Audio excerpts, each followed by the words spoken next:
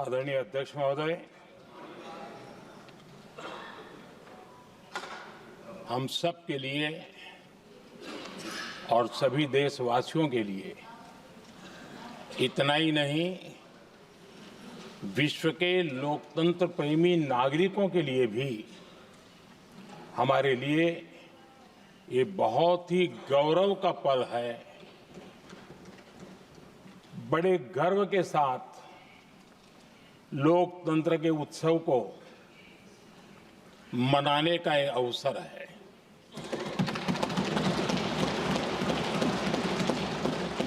संविधान के 75 वर्ष की यात्रा, यादगार यात्रा और विश्व के सबसे महान और विशाल लोकतंत्र की यात्रा, इसके मूल में हमारे संविधान निर्माताओं की दीर्घदृष्टि, हमारे संविधान निर्माताओं का योगदान और जिसको लेकर के आज हम आगे बढ़ रहे हैं, ये 75 वर्ष पूर्ण होने पर एक उत्सव मनाने का पल है।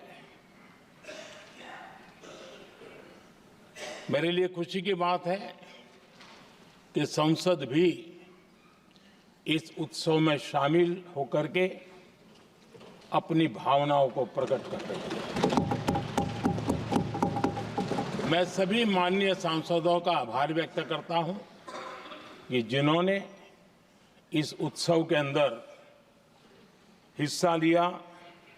मैं उन सबका अभिनंदन करता हूं। आदरणीय अध्यक्ष जी, 75 वर्ष की उपलब्धि साधारण नहीं है, असाधारण है। और जब देश आजाद हुआ और उस समय भारत के लिए जो जो संभावनाएं व्यक्त की गई थी, उन सभी संभावनाओं को निरस्त करते हुए, परास्त करते हुए भारत का संविधान हमें यहां तक ले आया है। और इसलिए इस महान उपलब्धि के लिए संविधान निर्माताओं के साथ साथ मैं देश के कोटि कोटि नागरिकों का आदरपूर्वक नमन करता हूं, जिन्होंने इस भावना को, इस नई व्यवस्था को जी करके दिखाया है। संविधान निर्माताओं की जो भावनाएं थी, उसको जीने में पिछले 75 साल भारत का नागरिक हर कसौटी पर खरा उतरा है। और इसलिए भारत का नागरिक सर्वाधिक अभिनंदन का अधिकारी है। आदरणीय सभापति जी, संविधान निर्माता इस बात में बहुत सजग थे। वो ये नहीं मानते थे कि भारत का जन्म 1947 में हुआ है। वो ये नहीं मानते थे कि भारत में लोकतंत्र 1950 से आ रहा है। वे मानते थे यहाँ की महान परंपरा को, महान संस्कृति को, महान विरासत को, हजारों साल की उस यात्रा को, उसके प्रति वो सजग थे। उनको इस बात का पूरा भान था। आदरणीय सभापति जी, भारत का लोकतंत्र, भारत का गणतांत्रिक अतीत बहुत ही समृद्ध रहा है, विश्व के लिए प्रेरक रहा है। और तभी तो भारत आज मदर ऑफ डेमोक्रेसी के रूप में जाना जाता है। हम सिर्फ विशाल लोकतंत्र है इतना नहीं, हम लोकतंत्र की जननी है। आदरणीय सभापति जी, मैं जब ये कह रहा हूं तो मैं 3 महापुरुषों के कोट इस सदन के सामने प्रस्तुत करना चाहता हूं। राजर्षि पुरुषोत्तम दास टंडन जी, मैं संविधान सभा के अंदर हुई चर्चा का उल्लेख कर रहा हूं। उन्होंने कहा था, सदियों के बाद हमारे देश में एक बार फिर ऐसी बैठक बुलाई गई है, यह हमारे मन में अपने गौरवशाली अतीत की याद दिलाती है, जब हम स्वतंत्र हुआ करते थे, जब सभाएं आयोजित की जाती थी, जिसमें विद्वान लोग देश के महत्वपूर्ण मामलों पर चर्चा करने के लिए मिला करते थे। दूसरा कोट मैं पढ़ रहा हूं डॉक्टर राधाकृष्णन जी का। वे भी इस संविधान सभा के सदस्य थे। उन्होंने कहा था, इस महान राष्ट्र के लिए गणतांत्रिक व्यवस्था नई नहीं है। हमारे यहां ये इतिहास के शुरुआत से ही है। और तीसरा कोट मैं बाबा साहब आम्बेडकर का कह रहा हूं। बाबा साहब आम्बेडकर जी ने कहा था, ऐसा नहीं है कि भारत को पता नहीं था कि लोकतंत्र क्या होता है। एक समय था जब भारत में कई गणतंत्र हुआ करते थे।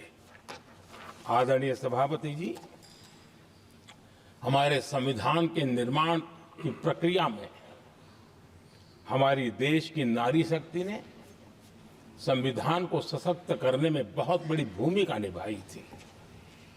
संविधान सभा में 15 माननीय महिला सदस्य थी और सक्रिय सदस्य थी। मौलिक चिंतन के आधार पर उन्होंने संविधान सभा की डिबेट को समृद्ध किया था।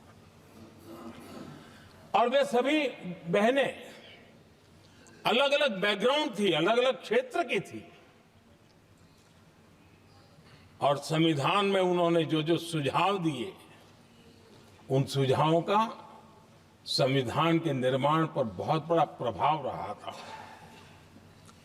और हमारे लिए गर्व की बात है कि दुनिया के कई देश आजाद भी हुए, संविधान भी बने, लोकतंत्र भी चला, लेकिन महिलाओं को अधिकार देने में दशकों बीत गए थे।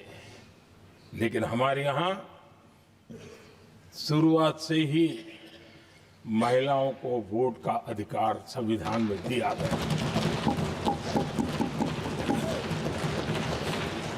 आदरणीय सभापति जी, जब G20 समिट हुई, उसी भावना को आगे बढ़ाते हुए, क्योंकि संविधान की भावना को लेकर के हम सब जीने वाले लोग हैं, हमने G20 की अध्यक्षता के दरमियान विश्व के सामने विमेन लेड डेवलपमेंट का विचार रखा। और विश्व के अंदर विमेन डेवलपमेंट से अब आगे जाने की जरूरत है। और इसलिए हमने विमेन लेड डेवलपमेंट की चर्चा को अंजाम दिया। इतना ही नहीं, हम सभी सांसदों ने मिलकर के एक स्वर से नारी शक्ति बंधन अधिनियम पारित करके हमारी महिला शक्ति को भारतीय लोकतंत्र में उनकी भागीदारी सुनिश्चित करने के लिए हम लोगों ने कदम उठाए। आदरणीय सभापति जी, आज हम देख रहे हैं हर बड़ी योजना के सेंटर में महिलाएं होती है।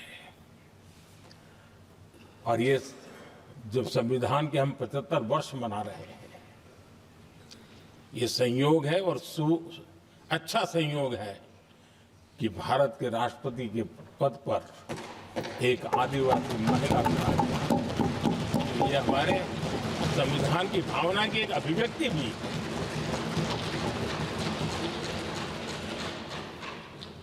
आदरणीय सभापति जी, इस सदन में भी लगातार हमारे महिला सांसदों की संख्या बढ़ रही है, उनका योगदान भी बढ़ रहा है। मंत्रिपरिषद में भी उनका योगदान बढ़ रहा है।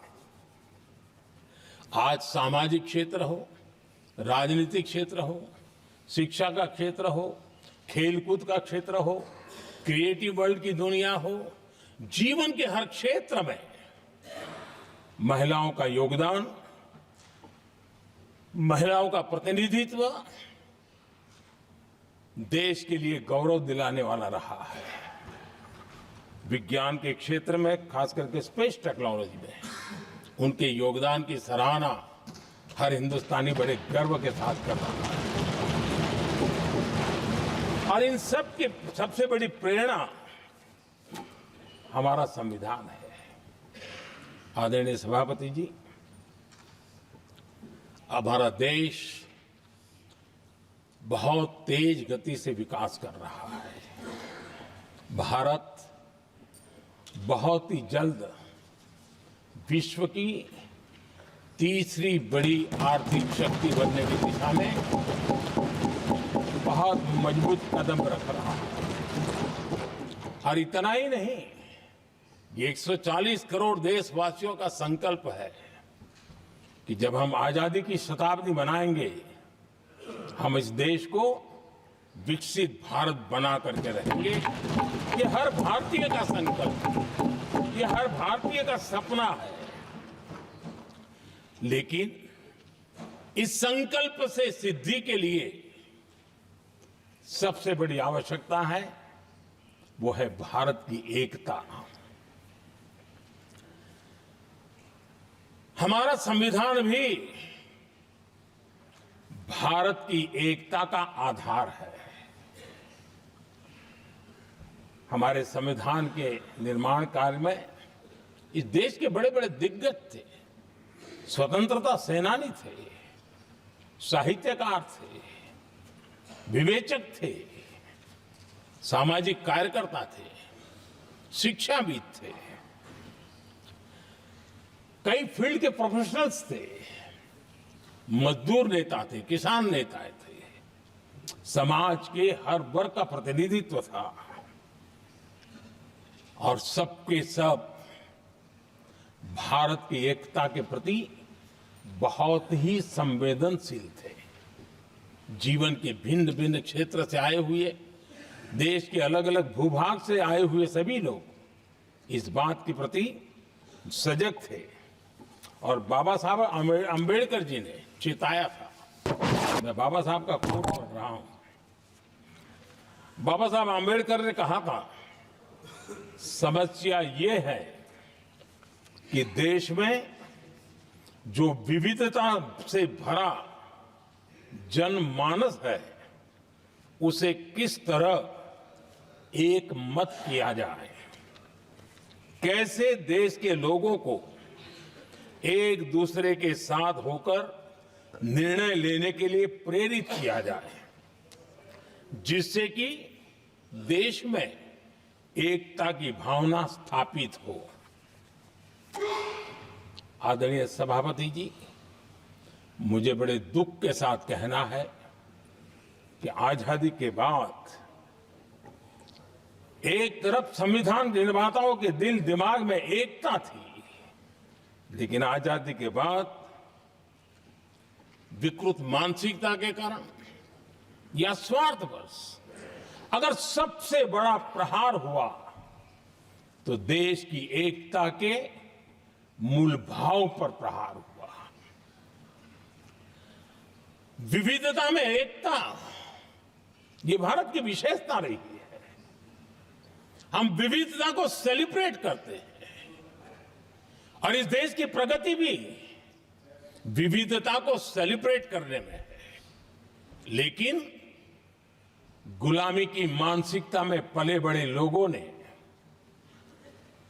भारत का भला न देख पाने वाले लोगों ने, और जिनके लिए हिंदुस्तान 1947 में ही पैदा हुआ, ये जो धारणा बनी थी उनके लिए वो विविधता में विरोधाभास ढूंढते रहे।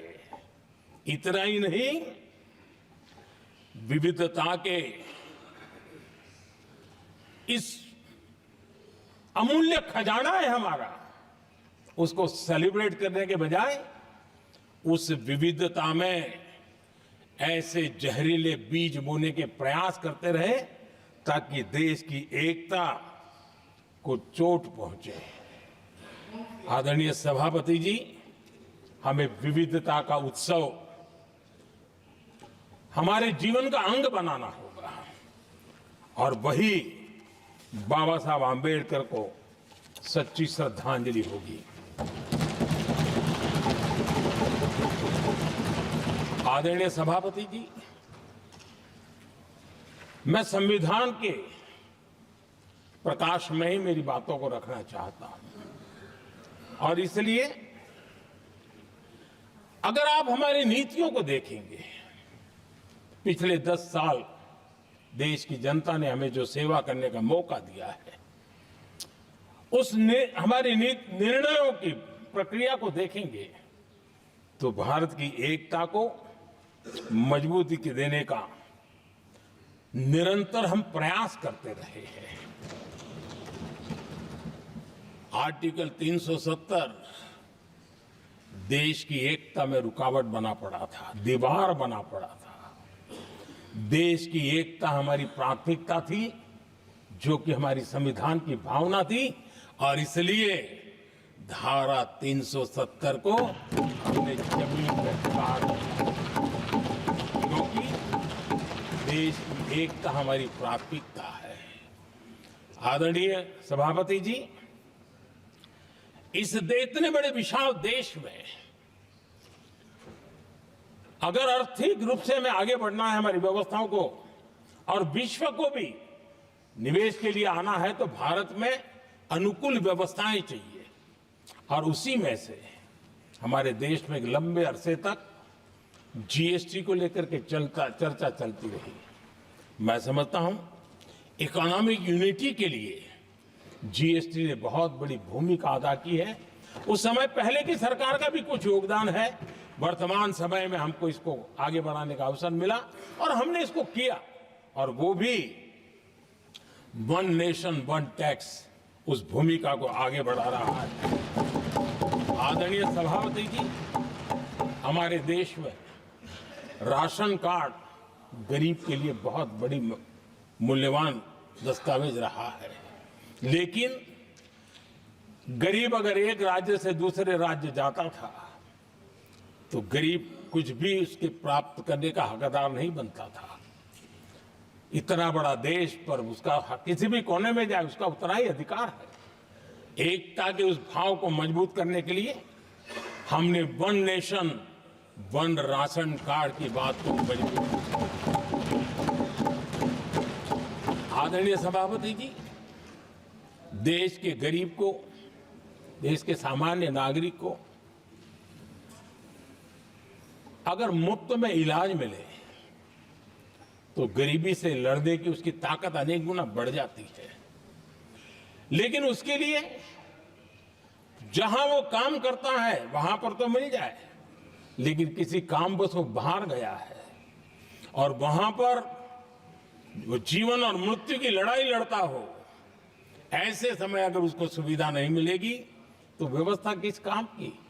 और इसलिए देश की एकता के मंत्र को जीने वाले हम लोगों ने ये तय किया कि one nation one health card, और इसलिए हमने आयुष्मान भारत योजना बनाई। आज बिहार के दूर दराज क्षेत्र का व्यक्ति भी अगर पुणे में कुछ काम कर रहा है और अचानक बीमार हो गया तो उसके लिए आयुष्मान कार्ड होना बहुत इनफ है, उसकी सेवा मिल सकती है। आदरणीय सभापति जी, हम जानते हैं देश में कई बार ऐसा हुआ कि देश के एक हिस्से में बिजली थी लेकिन बिजली सप्लाई नहीं हो रही थी और उसके कारण दूसरे इलाके में अंधेरा था। और पिछली सरकार में हमने विश्व के अंदर भारत की बदनामी हेडलाइन से हुआ करती थी अंधेरे की, वो दिन हमने देखे हैं और तब जाकर के एकता के मंत्र को लेकर के संविधान की भावना को जीने वाले हम लोगों ने वन नेशन वन ग्रिड को परिपूर्ण कर दिया और इसलिए आज बिजली के प्रवाह को निर्विरोध रूप से हिंदुस्तान के हर कोने में ले जाया जा सकता है। आदरणीय सभापति जी, हमारे देश में इंफ्रास्ट्रक्चर में भी भेदभाव की बू आती रही है। हमने उसे मिटा करके देश की एकता को ध्यान में रखते हुए, एक संतुलित विकास को ध्यान में रखते हुए हमने उस भेदभाव, उस भावना को खत्म करके एकता को मजबूत किया। हमने नॉर्थ ईस्ट हो या जम्मू कश्मीर हो, हिमालय की गोद के इलाके हो या रेगिस्तान के सटे हुए इलाके हो, हमने पूरी तरह इंफ्रास्ट्रक्चर को एक सामर्थ्य देने का प्रयास किया है ताकि एकता के भाव को अभाव में से कारण कोई दूरी पैदा न हो, उसमें से बदलने का हमने काम किया। आदरणीय सभापति जी, युग बदल चुका है और हम नहीं चाहते हैं कि डिजिटल के क्षेत्र में हैव्स एंड हैव्स नॉट की स्थिति बन जाए। देश के लिए समान रूप से, और इसलिए दुनिया के अंदर बड़े गर्व के साथ हम कहते हैं कि भारत का जो डिजिटल इंडिया की जो सक्सेस स्टोरी है, उसका एक कारण है हमने टेक्नोलॉजी को डेमोक्रेटाइज करने का प्रयास किया है और उसी का भाग है ये हमारे संविधान निर्माताओं ने हमें दिशा दिखाई है कि हमने ऑप्टिकल फाइबर हिंदुस्तान की हर पंचायतों तक ले जाने का प्रयास किया है ताकि भारत की एकता को मजबूती देने में हमें ताकत मिले। आदरणीय सभापति जी, हमारा संविधान की अपेक्षा है एकता की और इसी को ध्यान में रखते हुए हमने मातृभाषा के महात्म्य को स्वीकारा है। मातृभाषा को दबा करके हम देश के जनमानस को संस्कारित नहीं कर सकते और इसलिए हमने न्यू एजुकेशन पॉलिसी में भी मातृभाषा को बहुत बल दिया है और अब मेरे देश का गरीब का बच्चा भी मातृभाषा में डॉक्टर इंजीनियर बन सकता है क्योंकि हमारा संविधान सबसे पीछे है, उनकी सबसे दरकार करने का हमें आदेश देता है। इतना ही नहीं, हमने क्लासिकल लैंग्वेज की दिशा में भी कई लैंग्वेजेस जो जिनका हक बनता था उनको हमने उस स्थान पर रख करके हमने उनका सम्मान किया था। देश भर में एक भारत श्रेष्ठ भारत का अभियान देश के एकता को मजबूत और नई पीढ़ी को वो संस्कारित करने का काम हमारी तरफ से चल रहा है।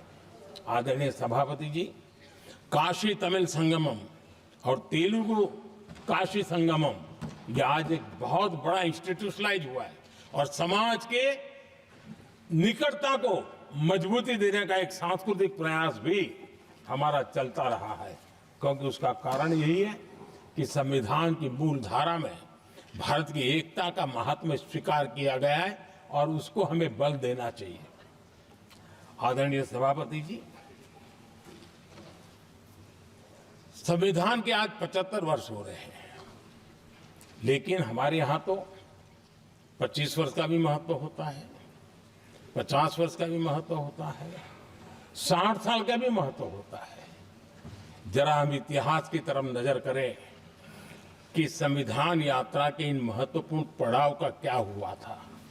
जब देश संविधान के 25 वर्ष पूरे कर रहा था, उसी समय हमारे देश में संविधान को नोच लिया गया, इमरजेंसी आपातकाल लाया गया।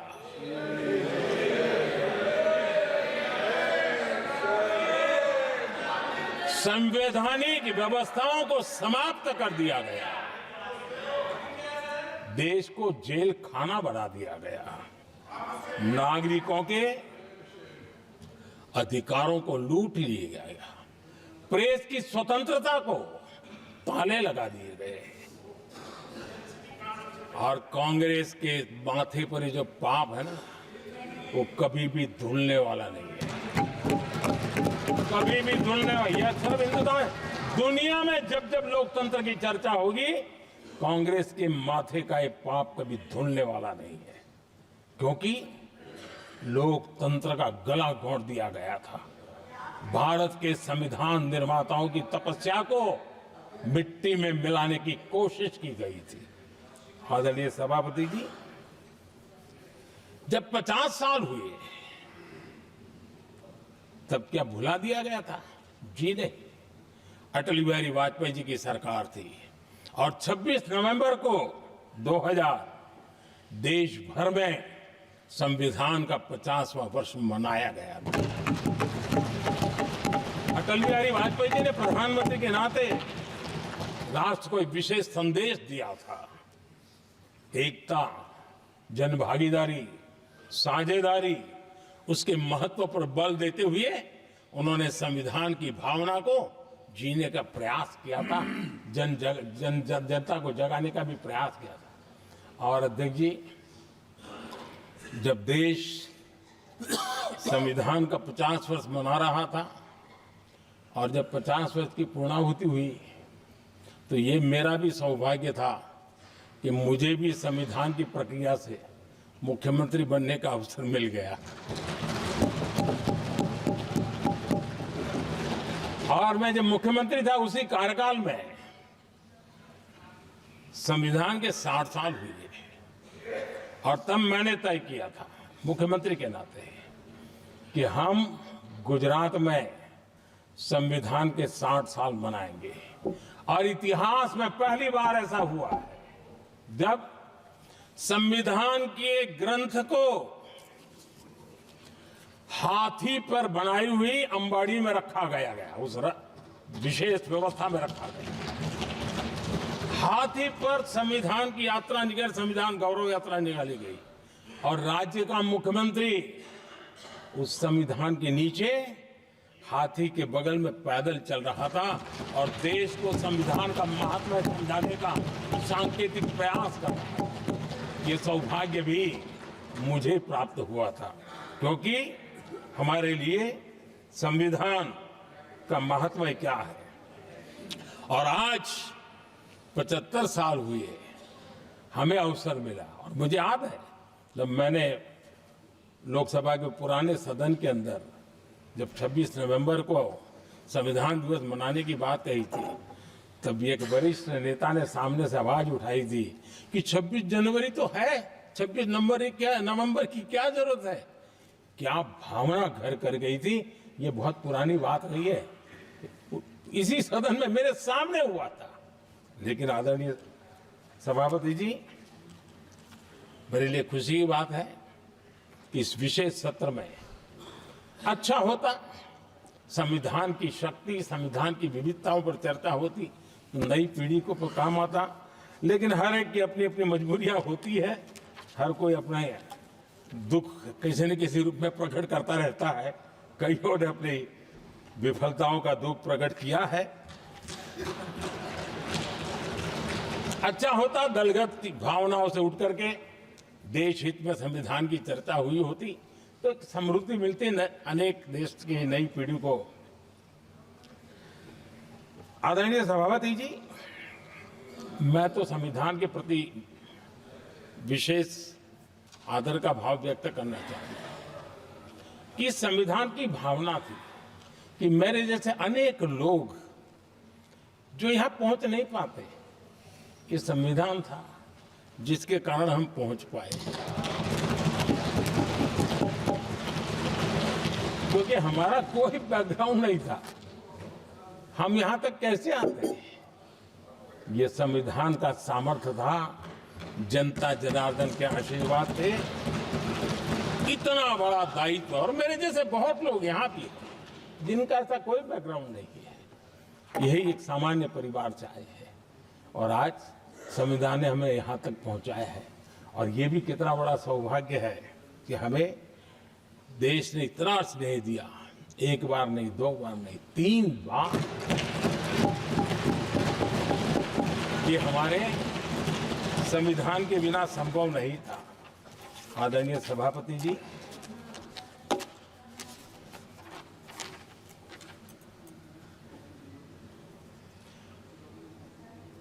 उतार चढ़ाव तो आए, कठिनाइयां भी आई, रुकावटें भी आई, लेकिन मैं फिर एक बार देश की जनता को नमन करता हूं कि देश की जनता पूरी ताकत के साथ संविधान के साथ खड़ी रही।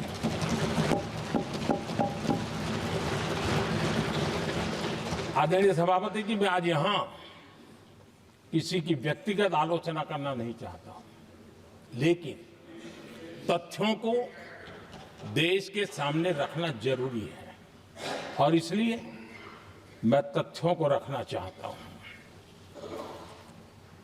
कांग्रेस के एक परिवार ने संविधान को चोट पहुंचाने में कोई कोर कसर नहीं छोड़ी है।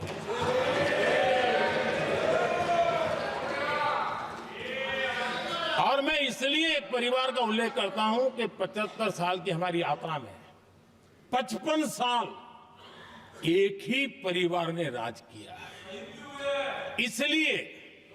इसलिए देश को क्या क्या हुआ है ये जानने का अधिकार है और इस परिवार के कुविचार, कुरीति, कुनीति, इसकी परंपरा निरंतर चल रही है। हर स्तर पर इस परिवार ने संविधान को चुनौती दी है। आदरणीय सभापति जी, 1947 टू 1952 इस देश में इलेक्टेड गवर्नमेंट नहीं थी। एक अस्थाई व्यवस्था थी, एक सिलेक्टेड सरकार थी और चुनाव नहीं हुए थे और जब तक चुनाव न हो तब तक एक इंटरिम व्यवस्था के रूप में कोई खाका खड़ा करना चाहिए, किया गया था। 1952 के पहले राज्यसभा का भी गठन नहीं हुआ था, राज्यों में भी कोई चुनाव नहीं थे, जनता का कोई आदेश नहीं था। उसके बावजूद भी और अभी तो संविधान निर्माताओं ने इतना मंथन करके संविधान बनाया था। 1951 में जबकि चुनी हुई सरकार नहीं थी, उन्होंने ऑर्डिनेंस करके संविधान को बदला और किया क्या? अभिव्यक्ति की आजादी पर हमला कर दिया गया।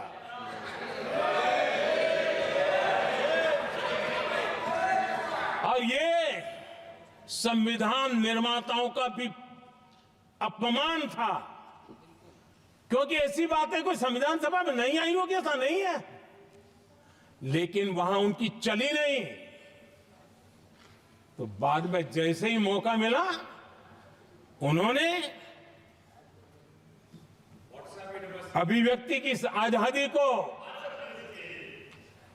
उस पर उन्होंने हथौड़ा मार दिया और ये संविधान निर्माताओं का घोर अपमान है। अपने मन की चीजें जो संविधान सभा के अंदर नहीं करवा पाए, उन्होंने पिछले दरवाजे से किया और वो भी चुनी हुई सरकार के वो प्रधानमंत्री नहीं थे, उन्होंने पाप किया था। इतना ही नहीं, आदरणीय सभापति जी, उसी दौरान उस समय के प्रधानमंत्री पंडित नेहरू जी ने मुख्यमंत्रियों को एक चिट्ठी लिखी थी। उस चिट्ठी में उन्होंने लिखा था, नेहरू जी लिखते हैं, अगर संविधान हमारे, आगे नेहरू जी लिखते हैं, अगर संविधान हमारे रास्ते के बीच में आ जाए, ये नेहरू जी लिख रहे हैं, अगर संविधान हमारे रास्ते के बीच में आ जाए, आगे नेहरू जी कह रहे हैं, तो हर हाल में संविधान में परिवर्तन करना चाहिए। ये नेहरू जी ने मुख्यमंत्रियों को चिट्ठी लिखी।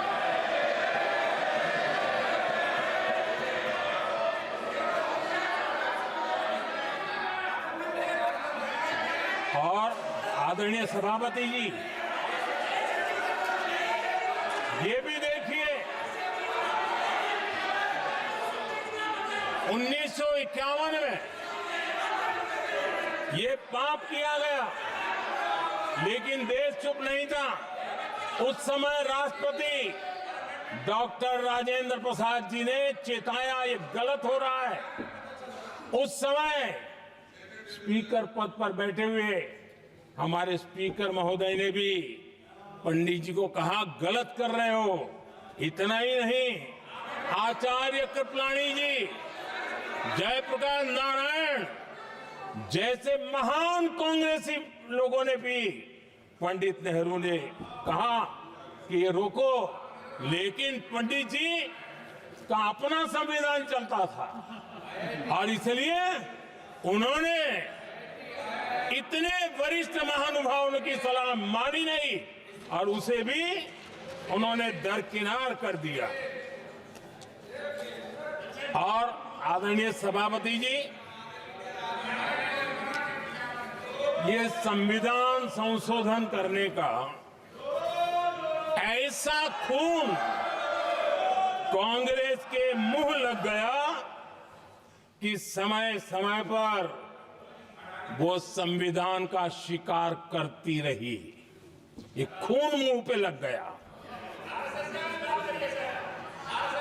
इतना ही नहीं, संविधान के स्पिरिट को लहू लहान करती रही। आदरणीय सभापति जी, करीब 6 दशक में 75 बार संविधान बदला गया।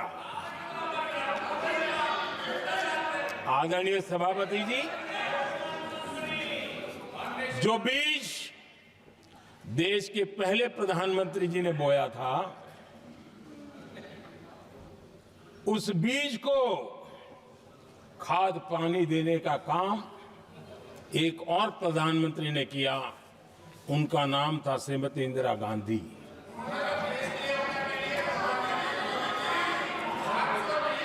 जो पाप पहले प्रधानमंत्री करके गए और जो खून लग गया था 1971 में, सुप्रीम कोर्ट का एक फैसला आया था। उस सुप्रीम कोर्ट के फैसले को संविधान बदल करके पलट दिया गया और 71 में यह संविधान संशोधन किया गया था। और क्या था, उन्होंने हमारे देश की अदालत के पंख काट दिए थे और यहां पर तो किया था कि संसद संविधान के किसी भी आर्टिकल में जो मर्जी पड़े वो कर सकती है और अदालत उसकी तरफ देख भी नहीं सकती है। अदालत के सारे अधिकारों को छीन लिया गया था। ये पाप 1971 में उस समय की प्रधानमंत्री श्रीमती इंदिरा गांधी ने किया था।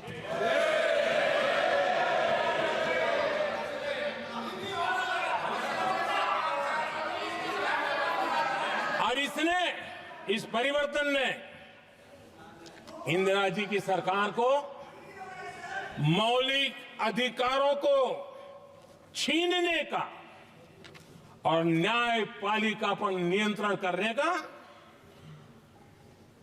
अधिकार दिया, सक्षम बना दिया था। आदरणीय सभापति जी, खून मुंह पे लग गया था, कोई रोकने वाला था नहीं। और इसलिए जब इंदिरा जी के चुनाव को गैर रीति के कारण, असंवैधानिक तरीके से चुनाव लड़ने के कारण अदालत ने उनके चुनाव को खारिज कर दिया और उनको एमपी पद छोड़ने की नौबत आई तो उन्होंने गुस्से में आकर के देश पर इमरजेंसी थोप दी, आपातकाल लगा दिया अपनी कुर्सी बचाने के लिए।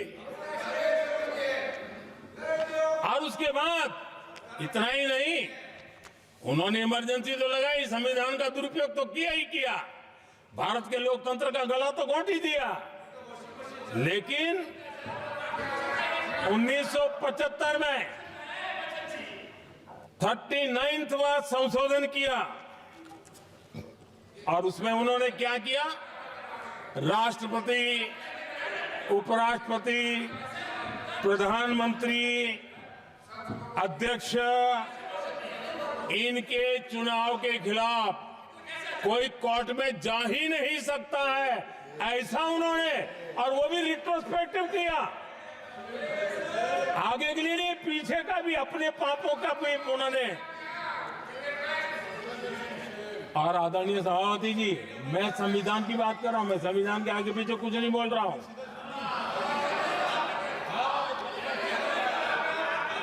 आदरणीय सभापति जी,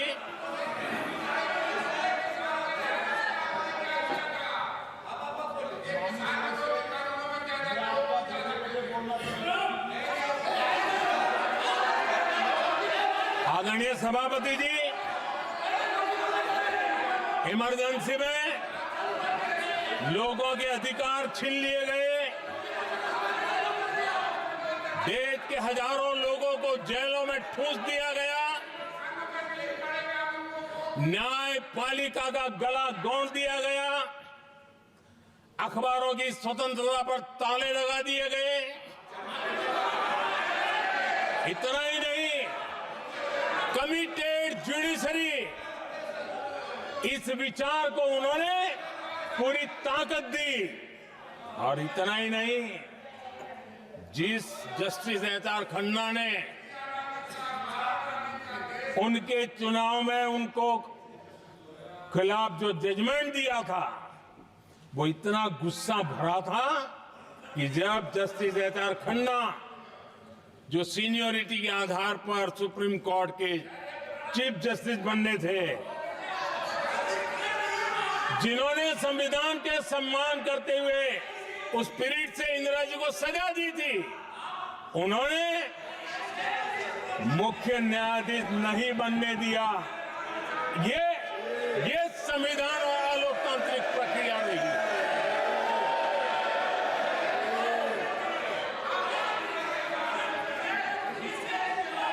आदरणीय सभापति जी, यहां भी ऐसे कई दल बैठे हैं जिनके मुखिया भी सारे जेल में हुआ करते थे। ये इनकी मजबूरी है कि वहां जाके बैठे हैं, उनको भी जेलों में ठूस दिया गया था। आदरणीय सभापति जी, देश पर जुल्म तांडव चल रहा था, निर्दोष लोगों को जेलों में ठूस दिया जाता था, लाठियां बरताई जाती थी, कई लोग जेलों में मौत के शरण हो गए थे, और एक निर्दयी सरकार संविधान को चूर चूर करती रही थी। आदरणीय सभापति जी, ये परंपरा यहां नहीं रुकी। जो परंपरा नेहरू जी ने शुरू की थी, जिसको दूसरे प्रधानमंत्री जी इंदिरा जी ने आगे बढ़ाया, क्योंकि खून मुंह पे लग गया था, और इसलिए राजीव गांधी जी प्रधानमंत्री बने। उन्होंने संविधान को एक और गंभीर झटका दे दिया। सबको समानता, सबको समानता, सबको न्याय, उस भावना को चोट पहुंचाई। आदरणीय सभापति जी, आपको मालूम है, सुप्रीम कोर्ट ने शाहबानो का जजमेंट दिया था। एक भारत की महिला को न्याय देने का काम संविधान की मर्यादा और स्पिरिट के आधार पर देश की सुप्रीम कोर्ट ने दिया था। एक वृद्ध महिला को उसका हक मिला था सुप्रीम कोर्ट से, लेकिन उस समय के प्रधानमंत्री राजीव गांधी ने शाह मानो कि उस भावना को, सुप्रीम कोर्ट की उस भावना को नकार दिया और उन्होंने वोट बैंक की राजनीति के खातिर संविधान की भावना को बलि चढ़ा दिया और कट्टरपंथियों के सामने सर झुकाने का काम कर दिया। उन्होंने न्याय के लिए तड़प रही एक वृद्ध महिला को साथ देने के बजाय उन्होंने कट्टरपंथियों का साथ दिया। संसद में कानून बना करके सुप्रीम कोर्ट के निर्णय को फिर एक बार पलट दिया गया। आदरणीय सभापति जी, बात वहां से नहीं अटकी है। नेहरू जी ने शुरू किया, इंदिरा जी ने आगे बढ़ाया और राजीव जी ने भी उसको ताकत दी, खाद पानी देने का काम किया। क्यों? संविधान के साथ खिलवाड़ करने का लहू उनके मुंह लग गया था। आदरणीय सभापति जी, अगली पीढ़ी भी इसी खिलवाड़ में जुड़ी पड़ी है। एक किताब को मैं कोट कर रहा हूं। उस किताब में जो लिखा गया है और उसमें प्रधानमंत्री उस समय के मेरे पहले जो प्रधानमंत्री थे उनको कोट किया है। उन्होंने कहा है, मुझे यह स्वीकार करना होगा कि पार्टी अध्यक्ष सत्ता का केंद्र है। ये मनमोहन सिंह जी ने कहा है, जो एक किताब में लिखा गया है। मुझे यह स्वीकार करना होगा कि पार्टी अध्यक्ष सत्ता का केंद्र है। सरकार पार्टी के प्रति जवाबदेह है। इतिहास में पहली बार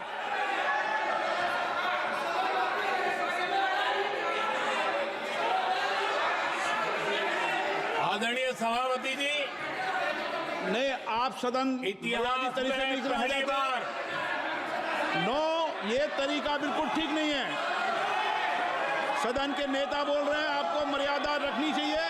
ऐसे सदन नहीं चलेगा इस तरीके से, गलत तरीका आपका ये। माननीय प्रधानमंत्री जी। आदरणीय सभापति जी, इतिहास में पहली बार संविधान को ऐसी गहरी चोट पहुंचा दी गई। संविधान निर्माताओं ने चुनी हुई सरकार और चुने हुए प्रधानमंत्री की कल्पना तक ही हमारा संविधान था, लेकिन इन्होंने तो प्रधानमंत्री के ऊपर एक गैर संवैधानिक, और जिसने कोई शपथ भी नहीं लिया था, नेशनल एडवाइजरी काउंसिल पीएमओ के भी ऊपर बैठा दिया। पीएमओ के ऊपर अघोषित दर्जा दे दिया गया।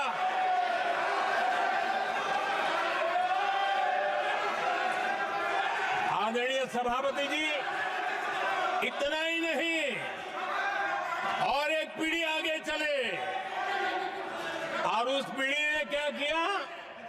भारत के संविधान के तहत देश की जनता जनार्दन सरकार चुनती है और वो सरकार का मुखिया कैबिनेट बनाता है। ये संविधान के तहत है। इस कैबिनेट ने जो निर्णय किया, संविधान का अपमान करने वाले अहंकार से भरे लोगों ने पत्रकारों के सामने कैबिनेट के निर्णय को फाड़ दिया।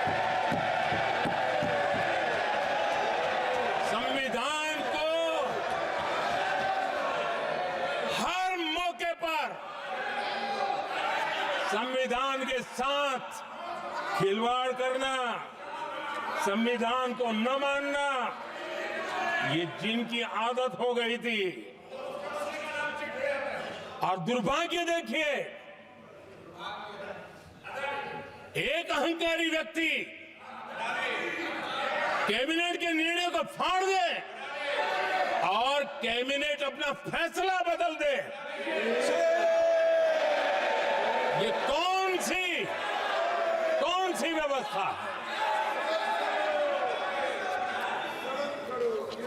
आदरणीय सभापति जी, मैं जो कुछ भी कह रहा हूं वो संविधान के साथ क्या हुआ उसी की बात कर रहा हूं। उस समय करने वाले पात्रों को लेकर किसी को परेशानी होती होगी, लेकिन बात संविधान की है।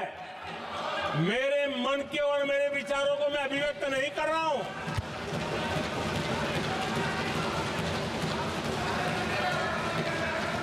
आदरणीय सभापति जी, कांग्रेस ने निरंतर संविधान की अवमानना की, संविधान के महत्व को कम किया। कांग्रेस इसके अनेक उदाहरणों से भरा पड़ा हुआ है। संविधान के साथ धोखेबाजी कैसे करते थे, संवैधानिक संस्थाओं को कैसे नहीं मानते थे, इस देश में बहुत कम लोगों को मालूम होगा। 370 की तो पता है सबको, 35A का पता बहुत कम है। संसद में आए बिना, जबकि संसद में आना पड़ता, संसद को ही अस्वीकार कर दिया गया। भारत के संविधान का अगर कोई पहला पुत्र है तो ये संसद है, उसको भी उन्होंने गला घोटने का काम किया। 35A जो संसद में लाए बिना उन्होंने देश पर थोप दिया, और अगर 35A न होता तो जम्मू कश्मीर में जो हालत पैदा हुई वो हालत पैदा न हुई होती। राष्ट्रपति के आदेश पर यह काम किया गया और देश की संसद को अंधेरे में रखा गया। आदरणीय सभापति, ये संसद का अधिकार था, कोई अपनी मनमानी से नहीं कर सकता था, लेकिन और उनके पास बहुमत था, कर सकते थे, लेकिन वो नहीं किया क्योंकि पेट में पाप था, देश की जनता से छुपाना चाहते थे। आदरणीय सभापति जी, इतना ही नहीं, बाबा साहब आंबेडकर जिनके प्रति आज सम्मान का भाव सब कोई अनुभव कर रहा है, और हम लोगों के लिए तो बहुत विशेष है, क्योंकि हम लोगों के लिए तो जीवन में बहुत बड़ी जो कुछ भी रास्ते मिले ना वहीं से मिले हैं। आदरणीय सभापति जी, बाबा साहब आंबेडकर, इनके प्रति भी इनके मन में कितनी कटुता भरी थी, कितना द्वेष भरा था, मैं आज उसके डिटेल में जाना नहीं चाहता हूं। लेकिन जब अटल जी की सरकार थी तब बाबा साहब आंबेडकर, उनका जो महापरिनिर्वाण भूमि है, वहां पर अलीपुर रोड पर अटल जी की सरकार में बाबा साहब आंबेडकर जी के स्मृति में एक स्मारक बनाना तय हुआ। अटल जी के समय यह नहीं हुआ।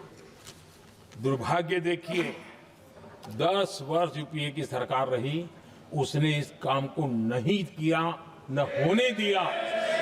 बाबा साहब आंबेडकर का जब हमारी सरकार आई, बाबा साहब आंबेडकर के प्रति हमारा श्रद्धा होने के कारण हमने अलीपुर रोड पर बाबा साहब मेमोरियल बनाया और उसका काम किया।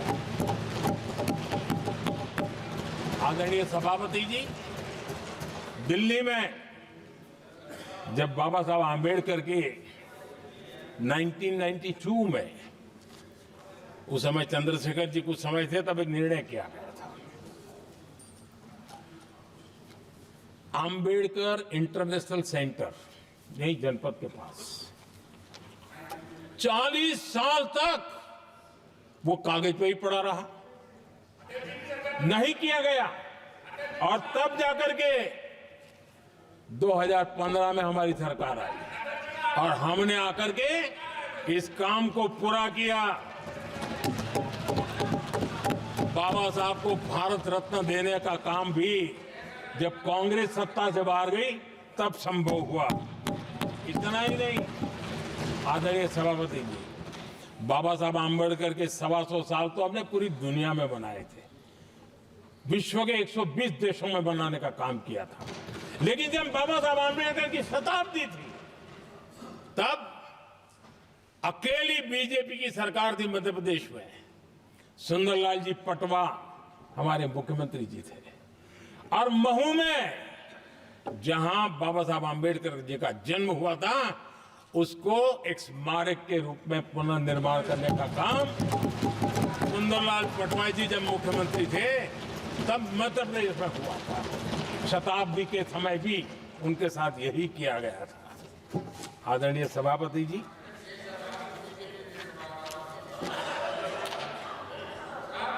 हमारे देश में बाबा साहब आम्बेडकर एक दीर्घदृष्टा थे।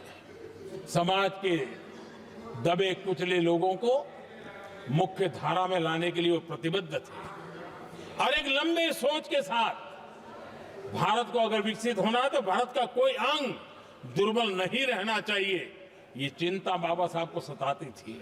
और तब जाकर के हमारे देश में आरक्षण की व्यवस्था बनी। लेकिन वोट बैंक की राजनीति में छुपे हुए लोगों ने, डूबे हुए लोगों ने धर्म के आधार पर, तुष्टीकरण के नाम पर आरक्षण के अंदर कुछ न कुछ नुक्सेदनी करने का प्रयास किया, और इसका सबसे बड़ा नुकसान एससी, एसटी और ओबीसी समाज को हुआ है। आदरणीय सभापति जी, आरक्षण की कथा बहुत लंबी है। नेहरू जी से लेकर के राजीव गांधी तक कांग्रेस के प्रधानमंत्रियों ने आरक्षण का घोर विरोध किया है। हिस्ट्री कह रही है, आरक्षण के विरोध में लंबी लंबी चिट्ठियां स्वयं नेहरू जी ने लिखी है, मुख्यमंत्रियों को लिखी है। इतना ही नहीं, सदन में आरक्षण के खिलाफ लंबे लंबे भाषण इन लोगों ने किए हैं। बाबा साहब आम्बेडकर समता के लिए और भारत में संतुलित विकास के लिए आरक्षण की लेकर के आए, उन्होंने उसके खिलाफ भी झंडा ऊंचा किया हुआ था। दशकों तक मंडल कमीशन के रिपोर्ट को डिब्बे में डाल दिया था। जब कांग्रेस को देश ने हटाया, जब कांग्रेस गई, तब जाकर के ओबीसी को आरक्षण मिला, तब तक ओबीसी को आरक्षण नहीं मिला। ये कांग्रेस का पाप है। अगर उस समय मिला होता तो आज देश के अनेक पदों पर ओबीसी समाज के लोग भी देश की सेवा करते, लेकिन नहीं करने दिया, नहीं होने दिया। ये पाप इन्होंने किया था। आदरणीय सभापति जी, जब हमारे यहां संविधान का निर्माण चल रहा था, तब संविधान निर्माताओं ने धर्म के आधार पर आरक्षण होना चाहिए कि नहीं होना चाहिए, इस विषय पर घंटों तक, दिनों तक गहन चर्चा की है, विचार विमर्श किया है, और सबका मत बना है कि भारत जैसे देश की एकता और अखंडता के लिए धर्म के, संप्रदाय के आधार पर आरक्षण नहीं हो सकता है। सुविचारित मत था, ऐसा नहीं कि भूल गए थे, रह गया था। सोच विचार कर तय किया गया था कि भारत की एकता और अखंडता के लिए संप्रदाय और धर्म के आधार पर यह नहीं होगा। लेकिन कांग्रेस ने सत्ता सुख के लिए, सत्ता भूख के लिए, अपनी वोट बैंक को खुश करने के लिए धर्म के आधार पर आरक्षण का नया खेल खेला है, जो संविधान की भावना के खिलाफ है। इतना ही नहीं, दे भी दिया कुछ जगह पे, और सुप्रीम कोर्ट से झटके लग रहे हैं। और इसलिए अब दूसरे बहाने से बहाने बता रहे हैं, ये करेंगे वो करेंगे, मन में साफ है, धर्म के आधार पर आरक्षण देना चाहते हैं, इसलिए खेल खेले जा रहे हैं। संविधान निर्माताओं के भावनाओं पर गहरी चोट करने का ये निर्लज्ज प्रयास है। आदरणीय सभापति जी, आदरणीय सभापति जी,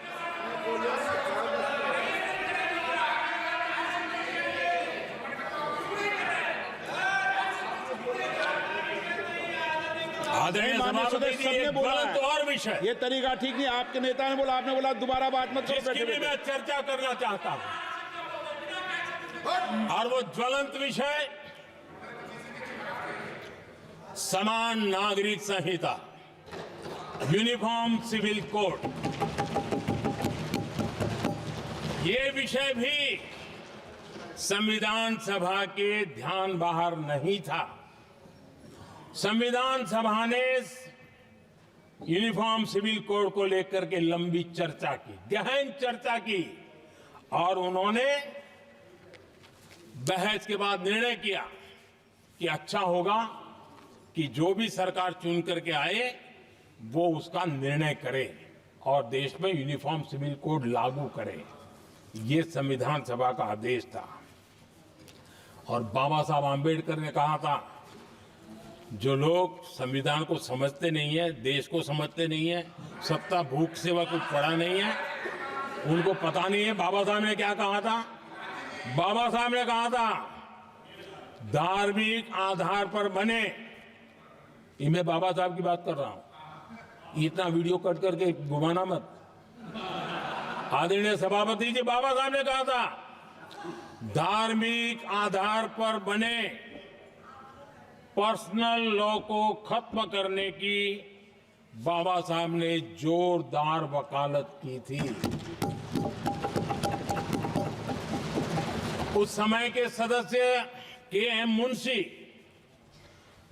जी ने कहा था, समान नागरिक संहिता को राष्ट्र की एकता और आधुनिकता के लिए अनिवार्य बताया था। कमा मुंशी जी ने। सुप्रीम कोर्ट ने भी कई बार कहा है कि देश में यूनिफॉर्म सिविल कोड जल्द से जल्द लाना चाहिए। सरकारों को आदेश दिए हैं सुप्रीम कोर्ट ने, और उसी संविधान की भावना को ध्यान में रखते हुए, संविधान निर्माताओं की भावनाओं को ध्यान में रखते हुए हम पूरी ताकत से लगे हुए हैं सेक्युलर सिविल कोड की। और आज कांग्रेस के लोग संविधान निर्माताओं की भावना का भी, सुप्रीम कोर्ट की भावना का भी अनादर कर रहे हैं, क्योंकि उनकी राजनीति को सूट नहीं करता है। उनके लिए संविधान वो पवित्र ग्रंथ नहीं है, उनके लिए एक हथियार है राजनीति का। खेल खेलने का हथियार बना दिया। लोगों को डराने के लिए संविधान को हथियार बनाया जाता है।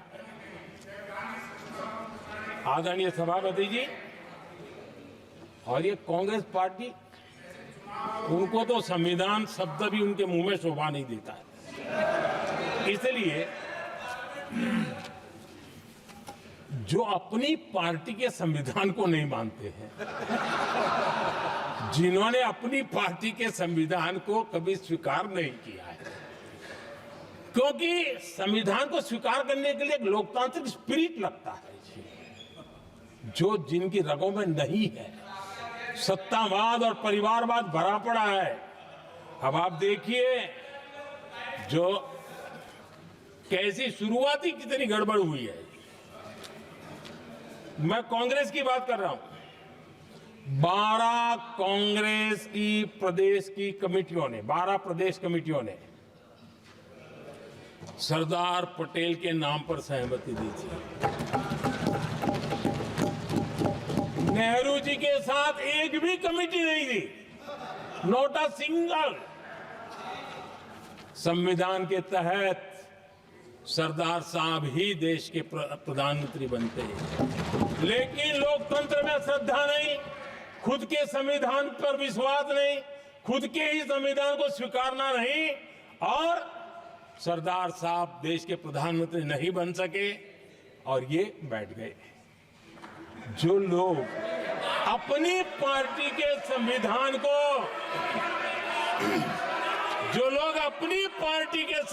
को नहीं मानते, वो कैसे देश के संविधान को स्वीकार कर सकते हैं?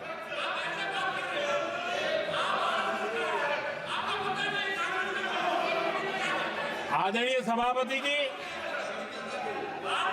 जो लोग संविधान में लोगों के नाम ढूंढते रहते हैं, मैं जरा बताना चाहता हूं, कांग्रेस पार्टी के एक अध्यक्ष हुआ करते थे और वो अति पिछड़े समाज से आते थे।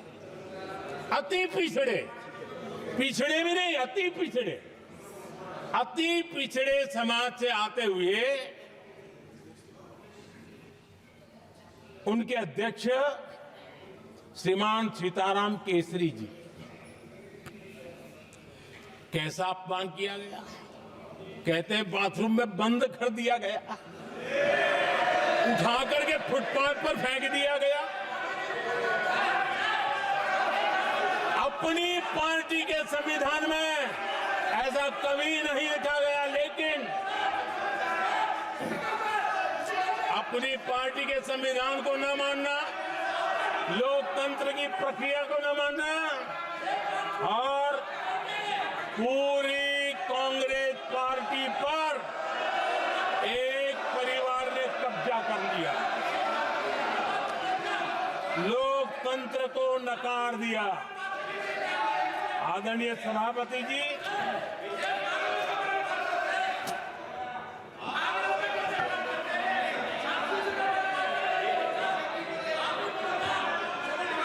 तो आपके सदस्यों ने क्या क्या बोला था ठीक नहीं है।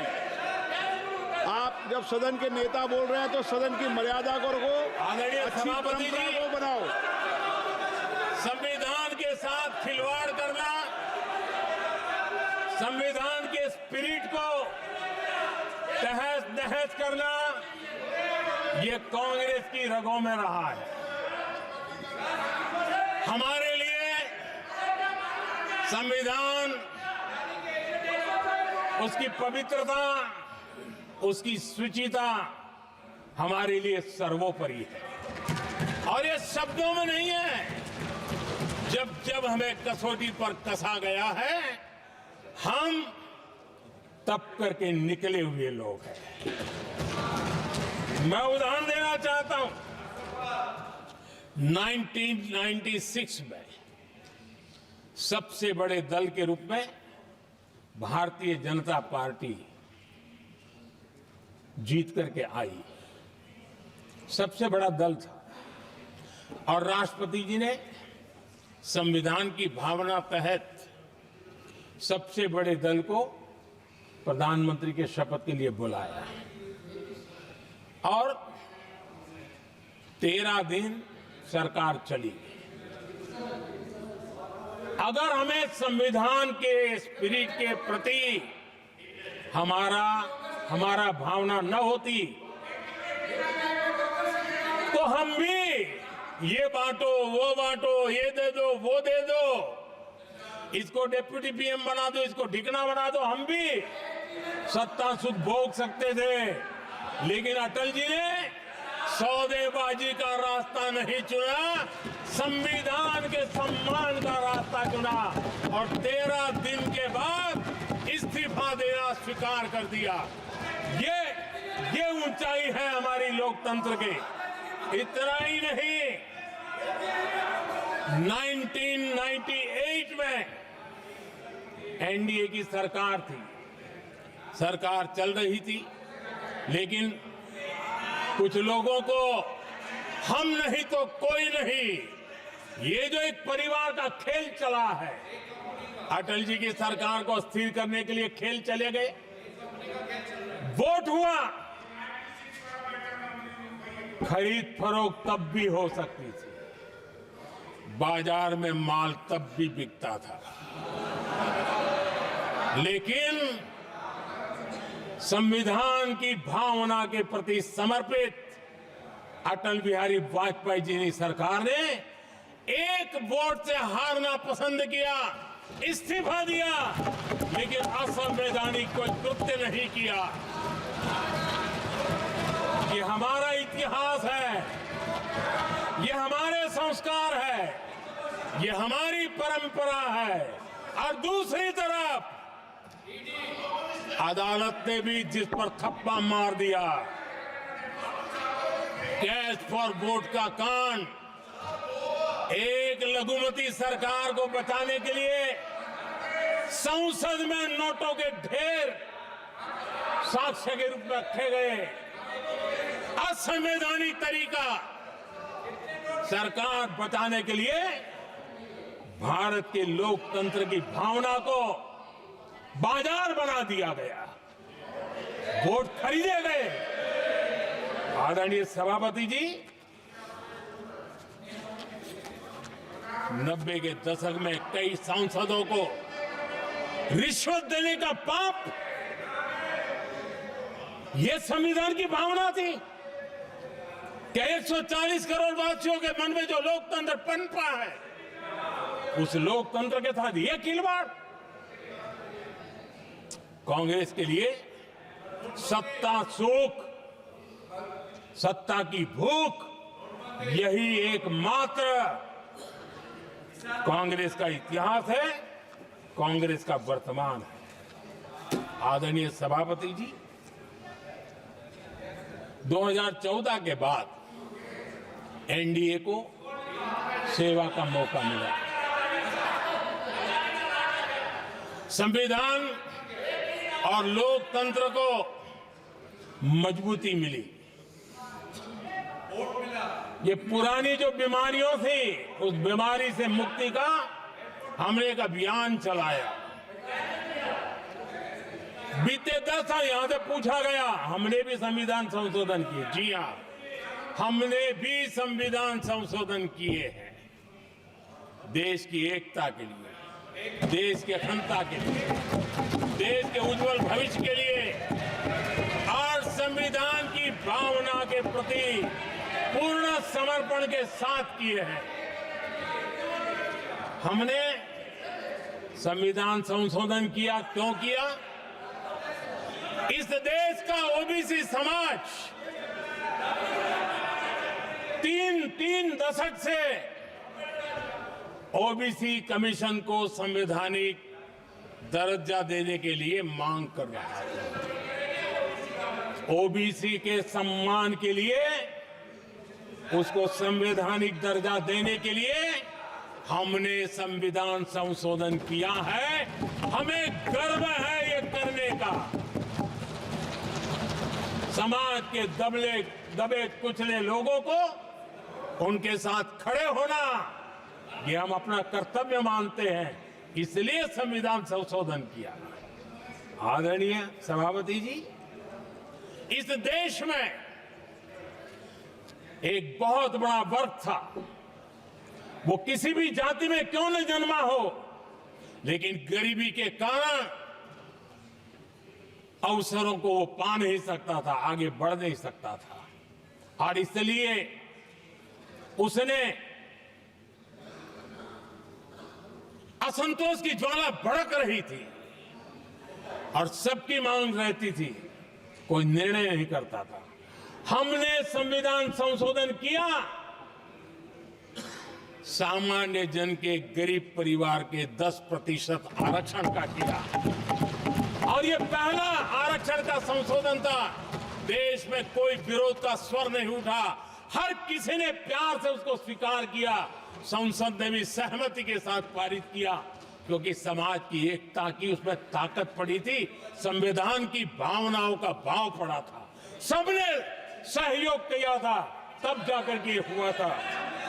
आदरणीय सभापति जी, जी हां, हमने भी संविधान में संशोधन किए हैं, लेकिन हमने संविधान में संशोधन किया महिलाओं को शक्ति देने के लिए। संसद और विधानसभा में, और संसद का पुराना भवन गवाह है, जब देश महिलाओं को आरक्षण देने के लिए आगे बढ़ रहा था और कानून यानी बिल पेश हो रहा था, तब उन्हीं का एक साथी दल वेल में आता है, कागज छीन लेता है, फाड़ देता है और सदन स्थगित हो जाता है और 40 साल तक विषय लटका रहता है। और वो आज उनके मार्गदर्शक है, जिन्होंने देश की महिलाओं के साथ अन्याय किया, वो उनके मार्गदर्शक है।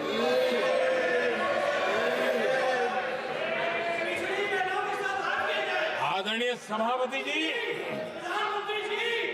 हमने संविधान संशोधन किया, हमने देश की एकता के लिए किया। बाबा साहब आंबेडकर का संविधान 370 की दीवार के कारण जम्मू कश्मीर की तरफ देख भी नहीं सकता था। हम चाहते थे बाबा साहब आंबेडकर का संविधान हिंदुस्तान के हर हिस्से में लगना चाहिए और इसलिए बाबा साहब को श्रद्धांजलि भी देनी थी, देश की एकता को मजबूत करना था। हमने संविधान संशोधन किया, डंके की चोट पर किया और 370 को हटाया और भारत की सुप्रीम कोर्ट ने भी अब तो उसको मोहर लगा दी है।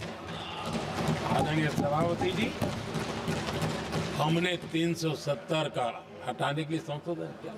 हमने ऐसे कानून भी बनाए। जब देश का विभाजन हुआ, महात्मा गांधी समेत देश के वरिष्ठ नेताओं ने सार्वजनिक रूप से कहा था कि पड़ोस के जो हमारे देश हैं, जहां जो माइनॉरिटीज है, वो जब भी संकट में आएगी तो उनकी चिंता ये देश करेगा। गांधी जी ने का वचन था, जो उनके नाम पर सत्ता पर चढ़ जाते थे उन्होंने तो पूरा नहीं किया, हमने सीएए ला करके उसको पूरा किया।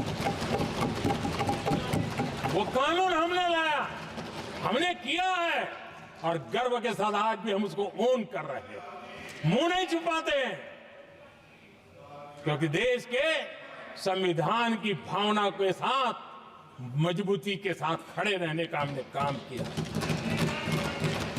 आदरणीय सभापति जी, हमने जो संविधान संशोधन किए हैं वो पुरानी गलतियों को ठीक करने के लिए किए और हमने एक उज्जवल भविष्य का रास्ता मजबूत करने के लिए किए हैं और समय बताएगा, समय की कसौटी पर हम खरे उतरेंगे, क्योंकि वो सत्ता स्वार्थ के लिए किया गया पाप नहीं है, हमने देश हित में किया हुआ पुण्य है।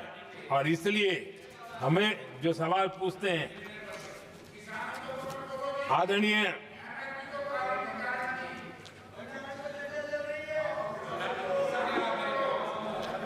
सभापति जी, यहां संविधान पर अनेक भाषण हुए, अनेक विषय उठाए गए, हर एक की अपनी मजबूरियां होगी, राजनीति कुछ न कुछ करने के लिए कुछ करते होंगे, लेकिन आदरणीय सभापति जी, हमारा संविधान सबसे ज्यादा जिस बात को लेकर के संवेदनशील रहा है वो है भारत के लोग, वी द पीपल, भारत के नागरिक। संविधान उनके लिए है, उनके हितों के लिए है, उनके कल्याण के लिए है, उनकी गरिमा के लिए है और इसलिए संविधान भारत के कल्याणकारी राज्य के लिए हमें दिशा निर्देश देता है और कल्याणकारी राज्य का मतलब है जहां नागरिकों को भी गरिमा प्राप्त हो, उनको गरिमामय जीवन की गारंटी मिलनी चाहिए। हमारे कांग्रेस के साथियों को एक शब्द बहुत प्रिय है, मैं आज उस शब्द का उपयोग करना चाहता हूं और उनका सबसे प्रिय शब्द जिसके बिना वो जी नहीं सकते, वो शब्द है जुमला। कांग्रेस के हमारे साथी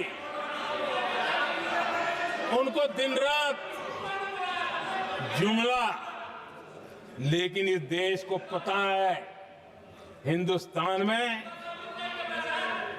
अगर सबसे बड़ा जुमला कोई था और वो 4 पीढ़ी ने चलाया, वो जुमला था गरीबी हटाओ। ये ऐसा जुमला था, ये गरीबी हटाओ ऐसा जुमला था, उनकी राजनीति की रोटी तो सिकती थी लेकिन गरीब का हाल ठीक नहीं होता था। आदरणीय सभापति जी, जरा कोई मुझे कहे आजादी के इतने सालों के बाद क्या एक डिग्निटी के साथ जीने वाले परिवार को क्या उसे टॉयलेट भी उपलब्ध नहीं होना चाहिए?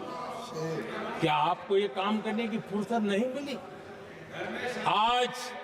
आज देश में टॉयलेट बनाने के अभियान को, जो गरीबों के लिए एक सपना था, उसकी डिग्निटी के लिए हमने इस काम को हाथ में लिया और हमने जी जान से उसे जुटे रहे। उसका मजाक उड़ाया गया, मुझे मालूम है, लेकिन उसके बाद भी सामान्य नागरिक के जीवन का गरिमा, ये हमारे दिल और दिमाग में होने के कारण हम डिगे नहीं, हम अड़े रहे, हम आगे बढ़ते चले गए और तब जाकर के ये सपना साकार हुआ। माताएं बहनें खुले में सोच जा रही थी, या तो सूर्योदय के पहले या सूर्योदय के बाद, और आपको कभी पीड़ा नहीं हुई। और उसका कारण यह था कि आपने गरीबों को और गरीबी को टीवी में देखा है, अखबार की सुर्खियों में देखा है, आपको गरीब की जिंदगी का पता नहीं, वरना आप इसके साथ ऐसा जुल्म नहीं करते। आदरणीय सभापति जी, इस देश की 80% जनता पीने के शुद्ध पानी के लिए तरसती रही। क्या मेरा संविधान में रोकता था? क्या संविधान तो ये चाहता था कि सामान्य मानवीय की सुविधाओं को ध्यान दिया जाए। आदरणीय सभापति जी, ये काम भी हमने बड़े समर्पण भाव से आगे बढ़ाया है। आदरणीय सभापति जी, इस देश की करोड़ों माताएं चूल्हे में खाना पकाना और धुएं से आंखें लाल, कहते हैं कि सैकड़ों सिगरेट का धुआं, खाना पकाते हैं तब धुआं शरीर में जाता है। उन माताओं बहनों की आंखें लाल होती थी, इतना नहीं, उनका शरीर स्वास्थ्य खत्म हो जाता था। उनको धुएं से मुक्ति का काम, और 2013 तक क्या चर्चा चलती थी, 9 सिलेंडर देंगे कि 6 सिलेंडर देंगे। इस देश ने देखते ही देखते हर घर तक गैस का सिलेंडर पहुंचा दिया, क्योंकि हमारे लिए हर नागरिक 70 साल के बाद जो बेसिक सुविधाएं हैं उसकी तरफ। आदरणीय सभापति जी, अगर हमारा गरीब परिवार दिन रात मेहनत करके गरीबी से बाहर निकलने के लिए कोशिश करता है, बच्चों को पढ़ाना चाहता है, लेकिन घर में एक बीमारी आ जाए तो उसका सारा प्लान बेकार हो जाता है, पूरा परिवार की सारी मेहनत पानी में चली जाती है। क्या इन गरीब परिवारों के इलाज के लिए कुछ आप सोच नहीं सकते थे? 50-60 करोड़ देशवासियों को मुफ्त इलाज मिले। संविधान की उस भावना का आदर करते हुए हमने आयुष्मान योजना को लागू किया, और आज देश के 70 साल के ऊपर के किसी भी वर्ग के क्यों न हो, उनके लिए भी हमने व्यवस्था की। आदरणीय सभापति जी, जरूरतमंदों को राशन देने की बात, और उसका भी मजाक उड़ाया जा रहा है। जब हम कहते हैं कि 25 करोड़ लोग गरीबी को परास्त करने में सफल हुए, तो फिर हमें सवाल पूछा जाता है कि आप गरीब को राशन फिर क्यों देते हो? आदरणीय सभापति जी, जो गरीबी से निकल के आया है, उसे पता होता है कि अस्पताल में भी एक पेशेंट स्वस्थ होने के बाद जब छुट्टी देते हैं ना, तो डॉक्टर भी कहता है कि आप घर जाइए, तबीयत ठीक है, ऑपरेशन अच्छा हुआ है, लेकिन महीने पर ये जरा संभालना, ये मत करना, क्योंकि पेशेंट दोबारा तकलीफ में ना आए, गरीब दोबारा गरीब न बने, इसलिए उसका हैंड होल्डिंग जरूरी है। और इसलिए हम मुफ्त राशन दे रहे हैं। उसकी मजाक मत उड़ाओ, क्योंकि हमें गरीबी से जो बाहर निकला है उसको दोबारा गरीबी में जाने नहीं देना है, और जो अभी भी गरीबी में है उसे हमें गरीबी से बाहर लाना है। आदरणीय सभापति जी, हमारे देश में गरीबों का नाम पर जो जुमले चले, उसी गरीबों के नाम पर बैंकों का राष्ट्रीयकरण किया गया गरीबों के नाम पर। लेकिन 2014 तक इस देश के 50 करोड़ नागरिक ऐसे थे जिन्होंने बैंक का दरवाजा तक नहीं देखा था। आदरणीय सभापति जी, गरीब को बैंक में प्रवेश तक नहीं था, ये पाप आपने किया। और आज 50 करोड़ गरीबों के बैंक खाते खोल करके हमने बैंक के दरवाजे गरीबों के लिए खोल दिए। इतना ही नहीं, ये एक प्रधानमंत्री कहते थे कि दिल्ली से 1 रुपया निकलता है तो 15 पैसा पहुंचता है, लेकिन उपाय उनको आता नहीं था। उपाय हमने दिखाया। आज दिल्ली से 1 रुपया निकलता है, 100 के 100 पैसे गरीब के खाते में जमा होते हैं। क्यों? हमने बैंक का सही इस्तेमाल क्या करना, बैंक का सही उपयोग क्या करना। माननीय सदस्य मोबाइल नहीं देखें। आदरणीय सभापति जी, बिना गारंटी के ऋण देश के अंदर जिन लोगों को बैंक के दरवाजे तक जाने की इजाजत नहीं थी, आज स्थापित सरकार का संविधान के प्रति जो समर्पण है ना, आज बिना गारंटी वो बैंक से लोन ले सकता है। ये ताकत हमने गरीब को दी है। आदरणीय सभापति जी, गरीबी हटाओ का जुमला इसी के कारण जुमला बनकर के रह गया। गरीब को इस मुश्किल से मुक्ति मिले, ये हमारा बहुत बड़ा मिशन है और ये हमारा संकल्प है, और हम इसके लिए दिन रात एक कर रहे हैं। जिनको कोई नहीं पूछता, इनको मोदी पूजता है। आदरणीय सभापति जी, दिव्यांगजन हर दिन संघर्ष करता हमारा दिव्यांगजन। अब जाकर के हमारे दिव्यांग को फ्रेंडली इंफ्रास्ट्रक्चर मिले, उसकी व्हीलचेयर आगे तक जाए, ट्रेन के डिब्बे तक जाए, ये व्यवस्था दिव्यांगजन के लिए करने का हमारे दिल में तब आया क्योंकि समाज के दबले कुचले वंचित लोगों की चिंता करना हमारे मन में था, तब हुआ। आदरणीय सभापति जी, आप मुझे बताइए, एक तो भाषा के नाम पर झगड़ा करना तो सिखा दिया आपने, लेकिन मेरे दिव्यांगजनों के साथ कितना अन्याय किया। जो हमारे यहां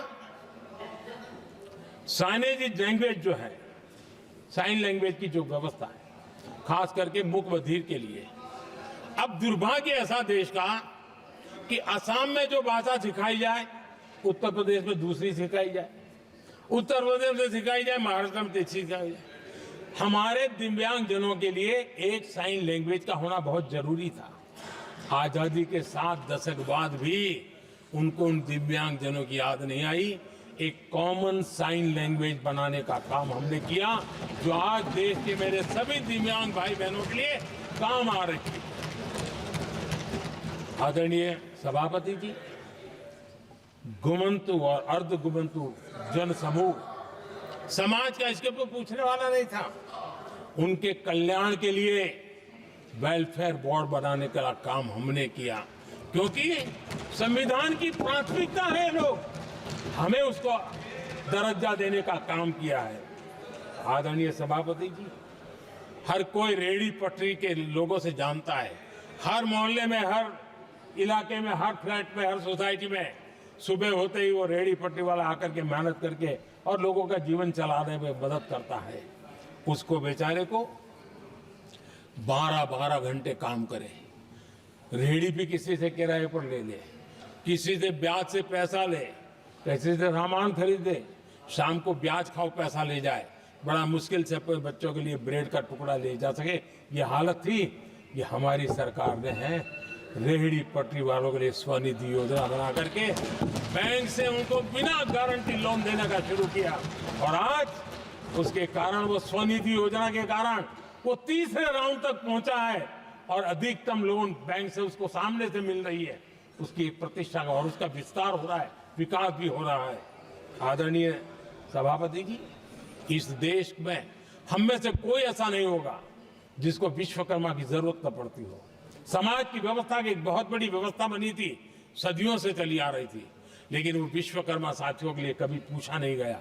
हमने विश्वकर्मा के कल्याण के लिए योजना बनाई, बैंक से लोन लेने की व्यवस्था की, उनको नई ट्रेनिंग देने की व्यवस्था की, उनको आधुनिक टूल देने की व्यवस्था की, नई डिजाइन से काम बनाने की चिंता की, और उसको हमने मजबूत बनाने का काम किया। आदरणीय सभापति जी, ट्रांसजेंडर जिसको परिवार ने धुतकार दिया, जिसको समाज ने धुतकार दिया, जिसकी कोई चिंता करने वाला नहीं था, ये हमारी सरकार है कि इसको भी भारत के संविधान ने हक दिए हैं। उस ट्रांसजेंडर के अधिकारों के लिए कानून और व्यवस्थाएं बनाने का काम हमने किया। उनको गरिमापूर्ण जीवन मिले, उनके अधिकारों की सुरक्षा के लिए हमने काम किया।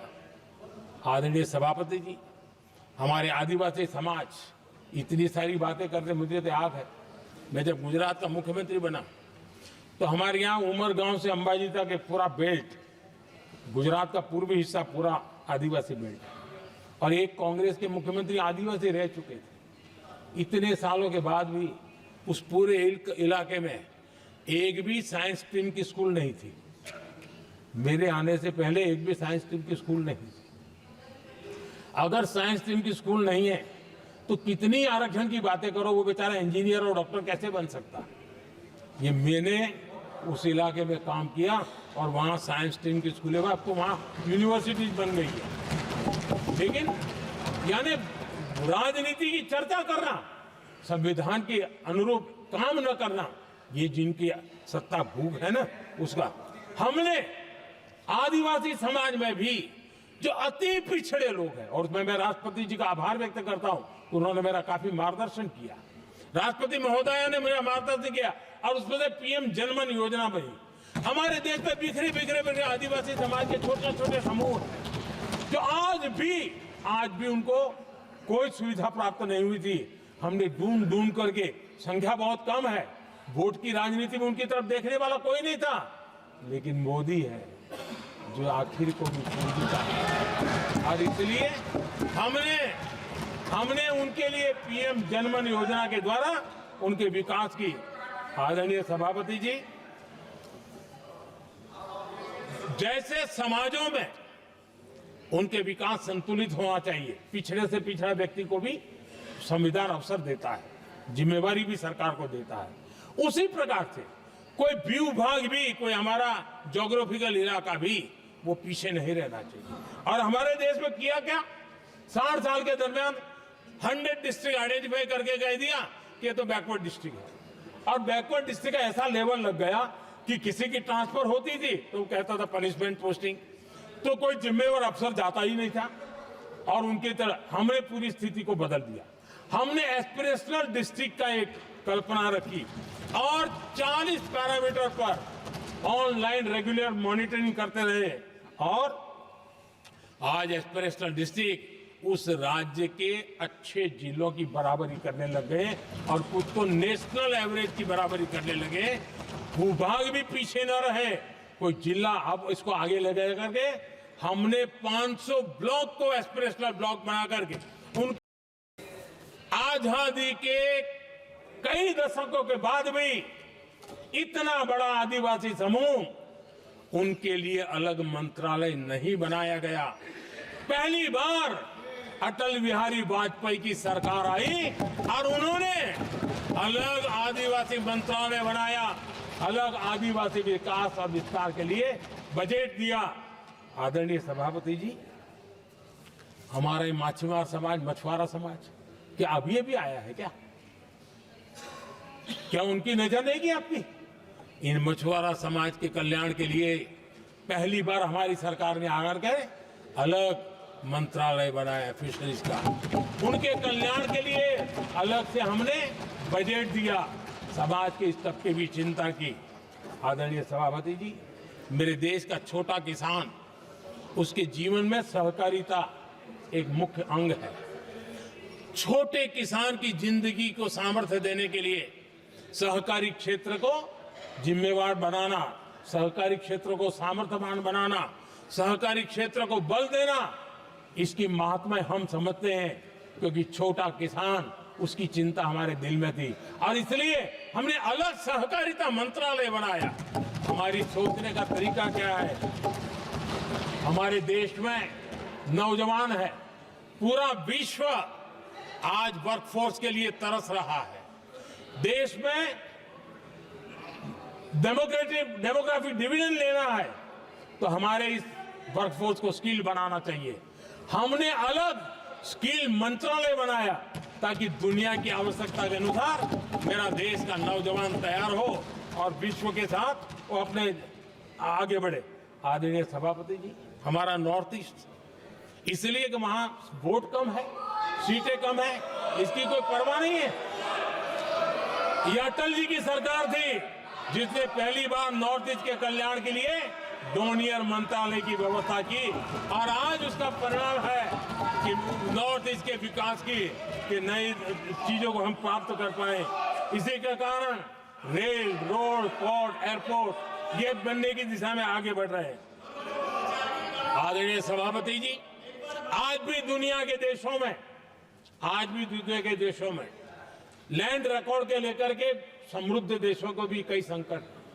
हमने गांव के हर सामान्य व्यक्ति को अपना लैंड रिकॉर्ड, उसके घर की मालिकीन का हक के कागज नहीं है, उसके कारण उसको बैंक से लोन चाहिए हो, कहीं बाहर जाए तो कोई कब्जा कर ले, एक स्वामित्व योजना बनाई और देश के गांव के ऐसे समाज के दबे कुचले लोगों को वो कागज हम दे रहे हैं जिसके कारण उसका मालिकी हक बन रहा है। वो स्वामित्व योजना एक बहुत बड़ा दिशा में है। आदरणीय सभापति जी, इन सारे कामों के कारण पिछले 10 वर्ष में हमने जो प्रयास किया, हमने जिस प्रकार से गरीब को मजबूती देने का काम किया है, हमने जिस प्रकार से गरीब के अंदर एक नया आत्मविश्वास पैदा किया है और एक सही दिशा में चलने का परिणाम है कि आज इतने कम समय में मेरे देश के 25 करोड़ मेरे गरीब साथी गरीबी को परास्त करने में सफल हुए और हमें इस बात का गर्व है। और मैं संविधान निर्माताओं के सामने सर झुका करके कहता हूं, जो संविधान हमें दिशा दे रहा है उसके तहत मैं ये काम कर रहा हूं। और मैंने, आदरणीय सभापति जी, जब हम सबका साथ सबका विकास की बात करते हैं, वो नारा नहीं है, वो हमारे आर्टिकल ऑफ फेथ है। और इसलिए हमने सरकार की योजनाएं भी बिना भेदभाव को चलाने की दिशा में काम किया है और संविधान हमें भेदभाव की अनुमति नहीं देता है। और इसलिए हमने आगे चल करके कहा है सैचुरेशन, जिसके लिए जो योजना बनी है उसका लाभ उन लाभार्थी को 100% लाभार्थी को मिलना चाहिए। ये सैचुरेशन अगर सच्चा सेकुलरिज्म को है ना, तो ये सैचुरेशन में है। सच्चा सामाजिक न्याय अगर किसी में है तो ये सैचुरेशन 100% उसको बेनिफिट, जिसका हक है मिलना चाहिए, बिना भेदभाव के लिए मिलना चाहिए। तो ये भाव लेकर के हम सच्चे सेकुलरिज्म को और सच्चे सामाजिक न्याय को लेकर के जी रहे हैं। आदरणीय सभापति जी, समाधान की हमारे एक और स्पिरिट भी है और हमारे देश को दिशा देने का माध्यम, देश को का चालक बल के रूप में राजनीति केंद्र में रहती है। आने वाले दशकों में हमारा लोकतंत्र, हमारी राजनीति की दिशा क्या होनी चाहिए, आज हमें मंथन करना चाहिए। आदरणीय सभापति जी, कुछ दलों की राजनीतिक स्वार्थ और सत्ता का भाव, मैं जरा उनसे पूछना चाहता हूं, क्या वे कभी अपने आप को, और मैं सभी दलों के लिए कह रहा हूं, उधर और इधर ये मेरा विषय नहीं है, ये मेरे मन के विचार है जो मैं इस सदन के सामने रखना चाहता हूं। कि इस देश में योग्य नेतृत्व का अवसर मिलना चाहिए नहीं, जिनके परिवार में कोई राजनीति में नहीं है, क्या उनके लिए दरवाजे बंद हो जाएंगे? क्या देश को, लोकतंत्र के स्पिरिट को परिवारवाद ने गहरा नुकसान किया है कि नहीं किया है? क्या परिवारवाद से भारत के लोकतंत्र की मुक्ति का अभियान चलाना ये संविधान के तहत हमारी जिम्मेवारी है कि नहीं है? और इसलिए समानता के सिद्धांत की बात कहे, अवसर की बात कहे, हिंदुस्तान के हर किसी को, और जो परिवारवादी राजनीति है उनकी धुरी ही परिवार होता है, सब कुछ परिवार के लिए। देश को, देश के नौजवानों को आकर्षित करने के लिए, लोकतंत्र को मजबूत बनाने के लिए और देश के युवाओं को आगे आने के लिए हम सभी राजनीतिक दलों ने प्रयास करना चाहिए। सभी राजनीतिक दलों ने, जिनकी पार्श्वभूमि में राजनीतिक परिवार नहीं है, ऐसे फ्रेश ब्लड को लाने के लिए प्रयास करना, ये मैं मानता हूं कि देश की लोकतंत्र की, और इसीलिए मैंने लाल किले से कहा है कि मेरा एक विषय लेके मैं लगातार बोल रहा हूं, बोलता रहूंगा। 1 लाख ऐसे नौजवानों को देश की राजनीति में लाना है जिनका कोई परिवार का बैकग्राउंड राजनीतिक परिवार का नहीं है, और इसलिए देश को एक फ्रेश एयर की जरूरत है, देश को नई ऊर्जा की जरूरत है, देश को नए संकल्प और सपने लेकर के आने वाले युवकों की जरूरत है। और भारत के संविधान के जब 75 वर्ष मना रहे हैं तो हम उस दिशा में आगे बढ़े। आदरणीय सभापति जी, मुझे याद है मैंने एक बार लाल किले से संविधान में हमारे कर्तव्य को लेकर के उल्लेख किया था, और मैं हैरान हूं कि जिनको संविधान का समझ नहीं आता है वो कर्तव्य की भी मजाक उड़ाने लग गए। मैंने ऐसा कोई इंसान देखा नहीं दुनिया में कि जिसको इसमें भी इतराज हो सकता है आने, लेकिन देश का दुर्भाग्य है हमारे संविधान ने नागरिकों के अधिकार तय किए हैं, लेकिन संविधान को हमसे कर्तव्य की भी अपेक्षा है। और हमारी सभ्यता का सार है धर्म, ड्यूटी, कर्तव्य, ये हमारी सभ्यता का सार है।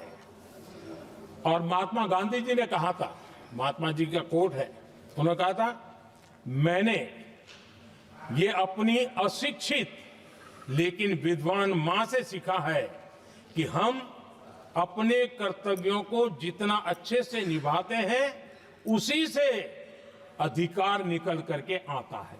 ये महात्मा जी ने कहा था।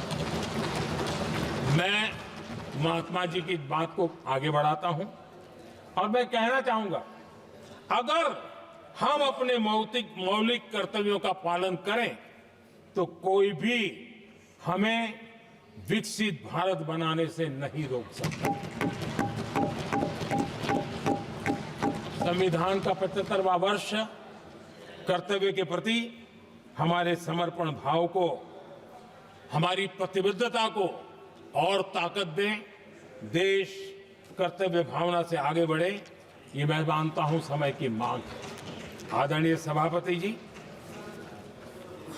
भारत के भविष्य के लिए संविधान के स्पिरिट से प्रेरित होकर के मैं आज इस सदन के पवित्र मंच से 11 संकल्प सदन के सामने रखना चाहता हूं। पहला संकल्प है, चाहे नागरिक हो या सरकार हो, सभी अपने कर्तव्यों का पालन करें।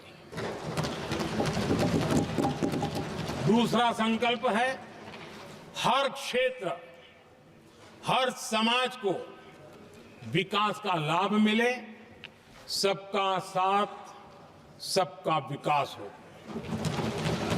तीसरा संकल्प है भ्रष्टाचार के प्रति जीरो टॉलरेंस हो। भ्रष्टाचारी की सामाजिक स्वीकार्यता न हो। भ्रष्टाचारी की सामाजिक स्वीकार्यता न हो। चौथा संकल्प है देश के कानून, देश के नियम, देश की परंपराओं के पालन में देश के नागरिकों को गर्व होना चाहिए, गर्व का भाव हो। पांचवा संकल्प गुलामी की मानसिकता से मुक्ति हो, देश की विरासत पर गर्व हो। छठा संकल्प देश की राजनीति को परिवारवाद से मुक्ति मिले। सातवां संकल्प संविधान का सम्मान हो। राजनीतिक स्वार्थ के लिए संविधान को हथियार न बनाया जाए। आठवां संकल्प संविधान की भावना के प्रति समर्पण रखते हुए जिनको आरक्षण मिल रहा है वो न छीना जाए और धर्म के आधार पर आरक्षण की हर कोशिश पर रोक लगे। नौवां संकल्प विमेन लेड डेवलपमेंट में भारत दुनिया के लिए मिसाल बने। 10वां संकल्प राज्य के विकास से राष्ट्र का विकास, ये हमारा विकास का मंत्र हो। 11वां संकल्प एक भारत श्रेष्ठ भारत का ध्येय सर्वोपरि हो। आदरणीय सभापति जी, इसी संकल्प के साथ हम सब मिलकर के अगर हम आगे बढ़ते हैं तो संविधान की जो निहित भावना है वी द पीपल, सबका प्रयास, हम इसी मंत्र को लेकर के आगे चले और विकसित भारत का सपना इस सदन में बैठे हुए सबका तो होना ही चाहिए। 140 करोड़ देशवासियों का सपना जब बन जाता है और संकल्प लेकर के जब देश चल पड़ता है तो इच्छित परिणाम लेकर के रहता है।